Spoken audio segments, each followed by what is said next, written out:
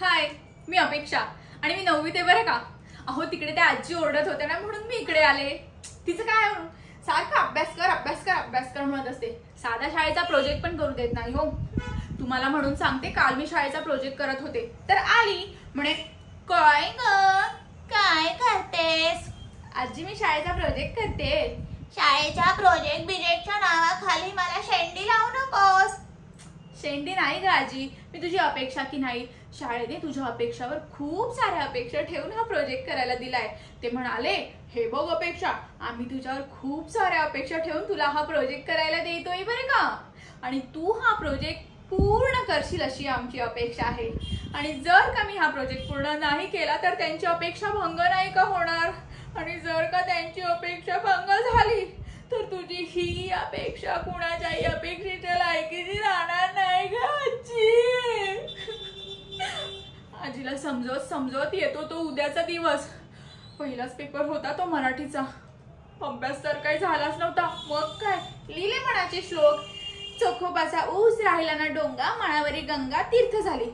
हा पण ऊस तर गोड असतो, मग ऊसाचा आणि गंगेचा काय संबंध?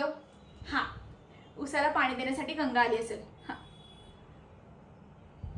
पण सरांनी तर सांगितलं होतं की तुकाराम आणि बहिणाबाई 2 मार्कांना, एकनाथ आणि ज्ञानेश्वर 4 मार्कांना, आणि चोखोबाला ऑप्शनला टाकलं तरी चालेल, पण इथे तर चोखोबाच 4 मार्कांना आले।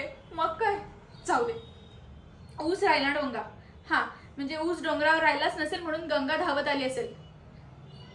पण हा तर चमत्कार झाला, आणि संतांना तर चमत्कारावर विश्वासच नव्हता। मग आता काय करू? फसली पूर्णच फसली। ओ मॅडम पेपर द्या ना प्लीज। तू का म्हणे विचार करण्यात घालविला वेळ, पेपर सोडविनी होईल कैसा। दूसरा पेपर होता तो हिंदीचा। अपनी स्कूल संबंधित तकलीफों के बारे में अपने प्राध्यापक को खत लिखिए।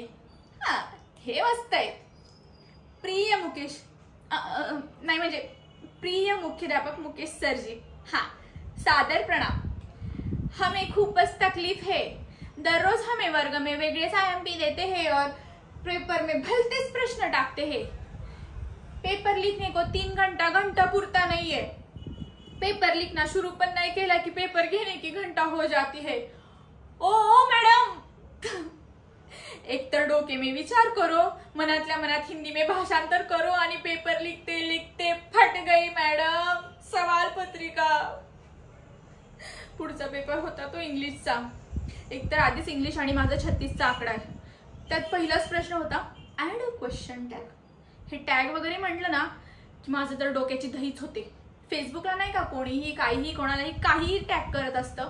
नाही मला काय म्हणायचं, तुम्हाला लाल करायची ना तर तुमच्या तिथे करा ना, दुसऱ्यांच्या इथे कशाला। इन्वेस्ट कॉन्सन्ट्रेट हा चेंज द व्हॉइस। जाने अगं चेंज द व्हॉइस म्हणजे हे वेगळं ते वेगळं, जाने काय बोलते। आता हे काय नवीन एंटरटेनमेंट म्हणजे करमणूक, पण मला तर फक्त पिळवणूकच माहितीये, जी शाळा क्लास आणि अभ्यास यांच्यामध्ये होते। जाऊ दे, सरांनी सांगितलंय 15 मिनिटात असे सोडवून झालाच पाहिजे, आणि माझं तर भरपूर राहिलंय। सर पटापट सोडवते। सर ओ सर द्या ना सर, थोडाच पेपर राहिलाय सर। पुढचा पेपर होता तो विज्ञानाचा।